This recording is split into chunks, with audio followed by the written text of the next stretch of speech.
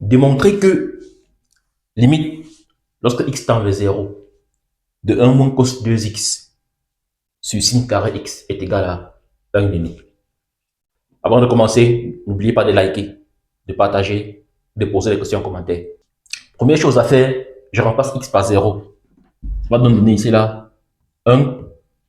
Cos de 0 c'est 1. Donc 1 moins 1 divisé par sin carré de 0. Racine de 0 c'est 0. Donc 0. 0 sur 0 qui est une FI. Une formule indéterminée. Il faut donc pouvoir lever l'indétermination. Comment est-ce qu'on procède? On voit qu'on a 2x au numérateur et 2x au dénominateur. Mais manipuler les cosinus et les sinus avec 2x, c'est beaucoup trop lourd. On va donc faire un changement de variable. On va donc dire, posons u est égal à 2x. On a lorsque x tend vers 0, u aussi va tendre vers 0. Et on va là par 0, ça va aussi faire 0. Donc ma limite, lorsque x tend vers 0, de 1 moins cos de 2x sur sin carré de 2x est égal à quoi? Limite, lorsque u tend vers 0,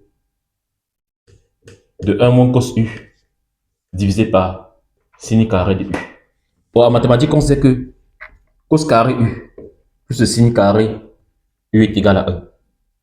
Donc sin carré u est égal à 1 moins cos carré de u. Donc ceci donc est égal à quoi? Limite, lorsque u tend vers 0, de 1 moins cos u divisé par 1 moins cos carré de u.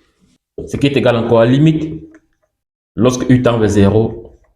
Tu es en troisième et tu veux réussir ton année et décrocher ton brevet. Ce livre est fait pour toi, préfacé par Dr Vambé, chercheur en mathématiques, à l'université de Paderborn, en Allemagne. Le lien est dans la description. De 1 moins cos u divisé par 1 au carré moins cos carré de u. Quand 1 au carré, c'est encore 1.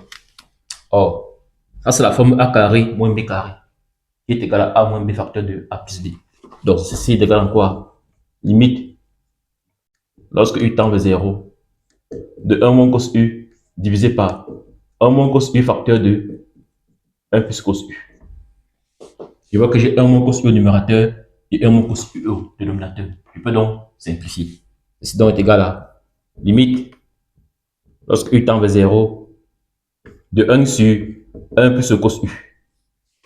Or, si je remplace u par 0, cos de 0 c'est 1. Donc ça va faire 1 sur 1 plus 1 qui est égal à 1 demi. C'est ce que nous voulions démontrer.